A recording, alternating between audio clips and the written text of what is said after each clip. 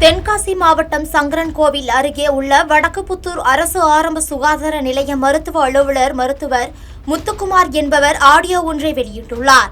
அதில் அந்த ஆரம்ப சுகாதார நிலையத்தில் டெங்கு தடுப்பு பணியாளர்களாக ஈஸ்வரன் உள்ளிட்ட 4 பேர் பணிபுரிந்து வருவதாக கூறப்படுகிறது.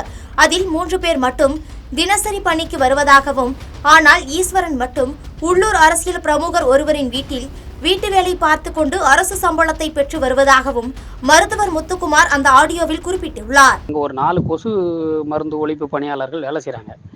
ஆனால் 3 பேர் தான் டியூட்டிக்கு வராங்க, ஒருத்தர் வர்றதே இல்லை. சம்பளம் ஆனால் 4 பேருக்கு போடுறாங்க.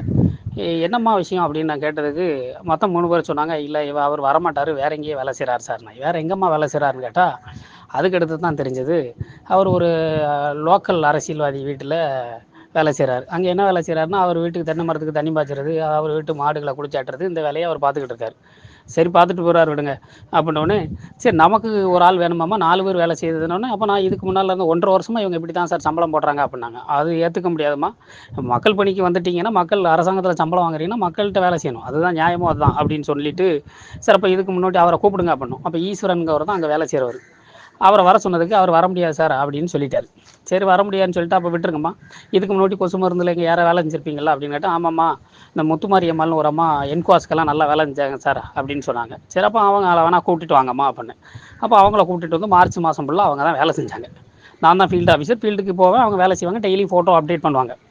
ஆனால் சம்பள ரிஜிஸ்டரில் அப்டேட் பண்ணி பார்த்தா இன்றைக்கி சம்பளம் ஏறல சார் எனக்கு அப்படின்னு அந்த அம்மா எனக்கு கால் பண்ணி சொன்னாங்க. என்னடா சம்பளம் ஏறலைன்னு பார்த்தா, இவங்க வழக்கம் போல் அந்த லோக்கல் அரசியல்வாதி வீட்டில் வேலை செய்கிறவருக்கு தான் சம்பளத்தை ஏற்றி விட்டுருக்காங்க.